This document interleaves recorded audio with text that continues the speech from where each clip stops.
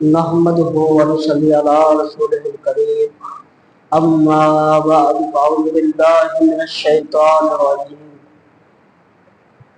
ہماری بات ہو رہی تھی جنازے کے مسائل کے حوالے سے، تو آج ہم بات کریں گے تدفین کے حوالے سے۔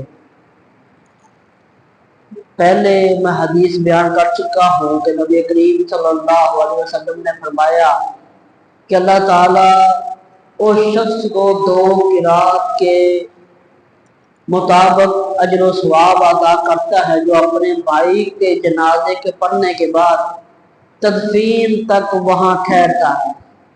اور صحابہ نے پوچھا قرات کسے کہتے ہیں؟ تو نبی کریم صلی اللہ علیہ وسلم نے فرمایا 2 بڑے بڑے پہاڑوں کے برابر۔ اب رہی بات قبر کیسی ہونی چاہیے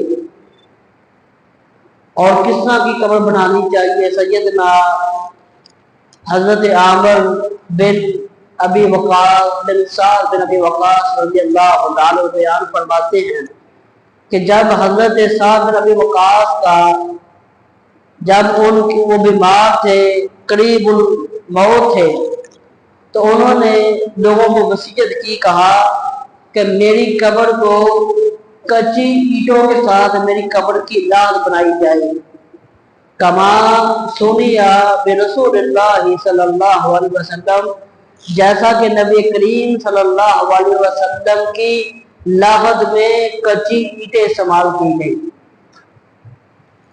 زیادہ کوشش کرنی چاہیے قبر کے اندر جو لاحد میں اینٹیں استعمال کریں، جہاں ہم سلیبیں استعمال کرتے ہیں، کوشش کریں کہ وہاں کچی اینٹیں استعمال کریں۔ اگر شہر ہے کہیں سے نہیں بھی ملتی اور بسا اوقات جگہ جو ہے وہ کچی ہوتی ہے، بالکل نیمی والی جگہ ہوتی ہے، تو وہاں تو مجبوری بن جاتی ہے، لیکن زیادہ کوشش کرنی چاہیے کچی اینٹیں جو ہے وہ استعمال کرنی چاہیے۔ اور دوسری بات، جب قبر بنانی ہے تو قبر ایسی بنانی چاہیے جو فراخ ہو اور صاف ستھری ہو اور گہرائی والی بنانی چاہیے۔ اور ضرورت بوقت آپ ایک قبر میں 1 سے زائد مردوں کو دفن بھی کر سکتے ہیں، جیسا کہ پیچھے میں بیان کر چکا ہوں کہ نبی کریم صلی اللہ علیہ وسلم نے صحابہ کرام کو جو اس میں شہید ہوئے تھے ایک قبر میں 2 کو دفن کیا تھا۔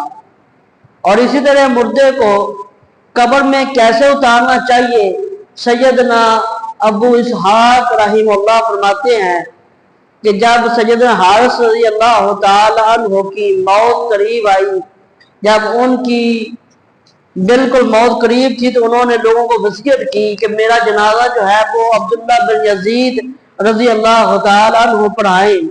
ان کی موت کے بعد انہوں نے ان کی نماز جنازہ پڑھائی، اور نماز جنازہ پڑھانے کے بعد جب انہیں قبر میں اتارا تو ان کے پاؤں کی طرف سے قبر میں اتارا اور کہا من السنہ، یہ نبی کریم صلی اللہ علیہ وسلم کی سنت ہے کہ جب آپ نے قبر میں مردے کو نیچے اتارنا ہے تو اس کے پاؤں کی طرف سے آپ نے نیچے اتارنا ہے۔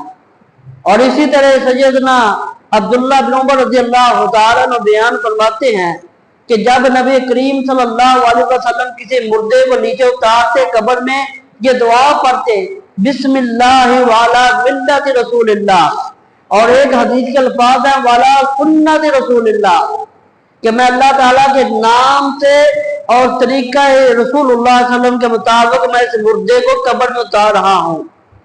اور اس کے بعد نبی کریم صلی اللہ علیہ وسلم، سیدنا ابو ہریرہ سے روایت ہے کہ نبی کریم صلی اللہ علیہ وسلم ایک مردے کی قبر پر آئے اور اس کے اوپر نماز پڑھی، اور اس کے بعد اس کی قبر کے پاس تشریف لے گئے، تو نبی کریم صلی اللہ علیہ وسلم نے اس کے سر کے پاس کھڑے ہو کے 3 مٹھی مٹی جو ہے اس قبر کے اوپر ڈالی۔ تو جب آپ نے مٹی ڈالنی ہے کم از کم 3 مٹھیاں جو ہیں وہ ڈالنی چاہیے۔ اور اپنے بھائی کی قبر کے اوپر مٹی ڈالنا یہ بڑا اجر عظیم ہے۔ اسی حدیث کی شرح میں لکھا ہوا ہے کہ ایک شخص نے اپنے بھائی کی قبر کے اوپر مٹی ڈالی تھی اور وہ شخص فوت ہو گیا، اور چند دنوں کے بعد اپنے دوسرے دوست کو خواب میں ملتا ہے اور اس نے پوچھا کہ اللہ تعالیٰ نے تیرے ساتھ کیا معاملہ کیا ہے؟ क्या तुम्हारे साथ रहा? उसने कहा कि जब मैं अल्लाह ताला के पास पहुंचा तो मेरी नेकियों का गुनाहों का वजन किया गया, तो मेरी नेकियों वाला पलड़ा हल्का था, गुनाहों वाला भारी था, तो मैं परेशान हो गया। उतनी ही देर के बाद एक छोटी सी थैली लाई जाती है जो नेकियों वाले पलड़े में रख दी जाती है। नेकियों वाला पलड़ा जो है वो भारी हो जाता है।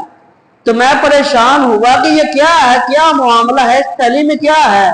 जब उस थैली को खोला गया तो उसमें मट्टी थी। तो मैंने सवाल किया ये क्या है, तो मुझे कहा गया ये वो मट्टी है जो तुम अपने भाई की कब्र के ऊपर खुलूस नियत के साथ सवाब की नियत पर तो अपने भाई की कब्र के ऊपर डाल दी थी, ये वो मट्टी है, उसी वजह से अल्लाह ताला ने तुम्हें मुआफ कर दिया है। तो ये अपने भाई को दफनाना चाहिए, जनाजा भी पढ़े और साथ उसकी तदबीर भी करें, अजर अजीम भी मिलेगा और अपने भाई के साथ सिला रहमी का और हुस्न सलूक का रिश्ता भी है वो भी कायम रहेगा। अल्लाह ताला से दुआ कि अल्लाह रब्बुल इज्जत हम सबको दीन इस्लाम को सही मानों में समझने की तौफीक अता फरमाए।